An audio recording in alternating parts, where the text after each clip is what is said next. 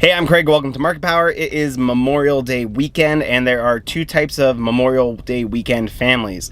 One, the people who go on vacation, and two, the people who do projects at home, and we are number two. We are working on the yard this weekend.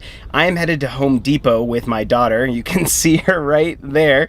I'm going to show how Home Depot really challenges economics, whether economics is true.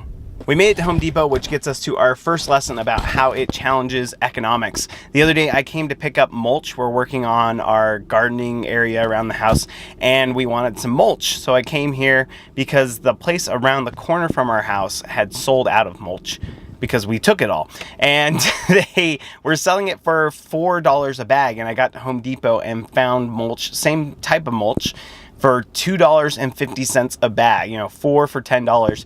That was a pretty good deal. I was really excited about how much cheaper the mulch was here. After I loaded up my car, I then looked 2 pallets over and realized that another brand of mulch was selling for 5 for $10 or $2 a bag, right? So the first challenge to economics is, why didn't I look at the prices of the other mulch? I looked at that first price, I was excited for it, and I just went for it.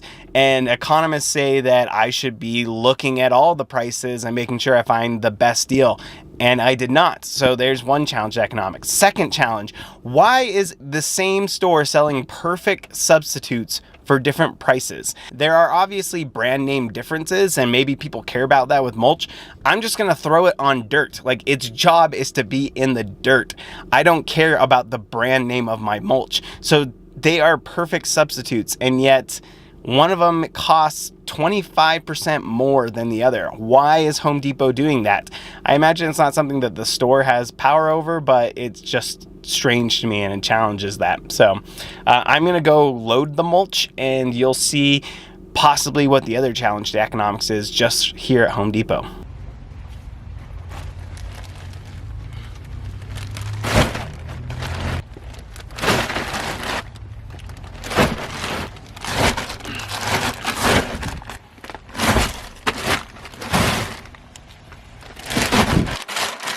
While I was loading that up, there's somebody else loading up the more expensive mulch. And I told him, hey, do you know that there's cheaper mulch over here? And he said he wanted that one because he thought the color was gonna match better. So I guess some people have a legitimate preference for the other mulch. I don't care. Like, to me, black is black. My daughter just brought up the third challenge to economics. There is nobody out here. I loaded up all that mulch. There are no Home Depot workers out here.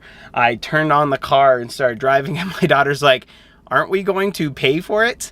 And that's the thing, is that I'm pretty sure that I could just drive away right now. No one would know that I had all this mulch and I could get away without paying for it. And I think the probability of being caught is really low.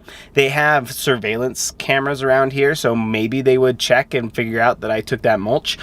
But I just don't think they're even going to notice, or like, it's not going to be that big of a deal. I only have, I got 12 bags, so $24 worth of mulch. They probably aren't going to be going and doing a full-on investigation to figure out where that mulch went.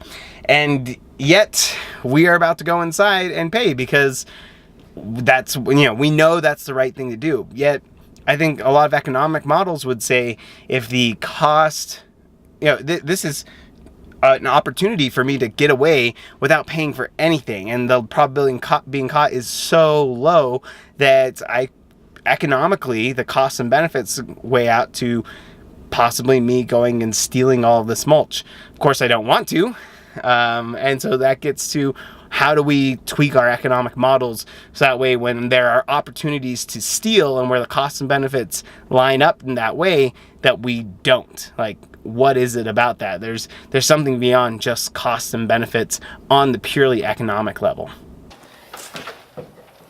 Okay, I'm back from Home Depot, and there's another way that my experience with Home Depot this weekend is challenging economics, and that is, why am I doing this work, right? Economists say that I have an opportunity cost of my time, that I have certain comparative advantages, and I would be better spent making more videos like this, going out and doing my research, preparing for my classes in the fall. There are lots of things that I could do with my time, and yet here I am unloading mulch, digging up this dirt. Why am I the one doing it? Isn't this proving economics wrong? The solution to all of this is to realize that economics is really just a set of models that helps us think through the real world and create predictions.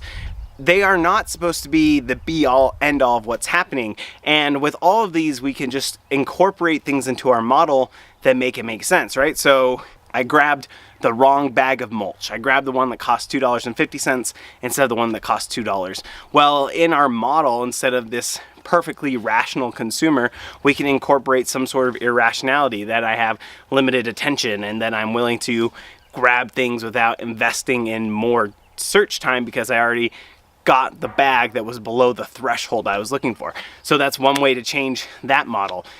We have these models of people stealing things and the costs and benefits that they trade off. Well, we can incorporate some sort of disutility from theft.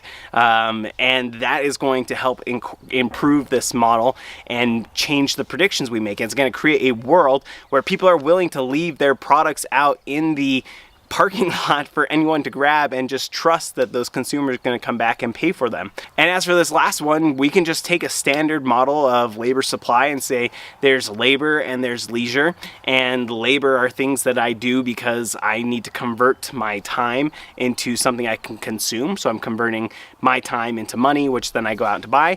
And then there's leisure, the ways that I choose to spend my time without being concerned about what I'm going to consume. And my leisure is coming out and digging all of this dirt up. And as much as I don't think it's relaxing per se, I guess there's an aspect of leisure where I look back at it and I'm satisfied with what I did and I'm happy that I created something. And so with all of these, we can change our economic models a little bit to improve the prediction. So it's not that we are destroying economics or disproving economics by showing all these things. What we're doing is we're showing how certain models are not completely accurate. And sometimes we need to tweak the assumptions that we make in those models. A great book on this is Economic Rules by Danny Roderick. That really, when I read that book, it helped me change how I see economic models, the importance of these models, and the assumptions that go into it. So go ahead and check out Economic Rules by Danny Roderick. I'll put a link in the description below. Thanks for watching Market Power today. Please subscribe so that way you can stay updated on my yard work.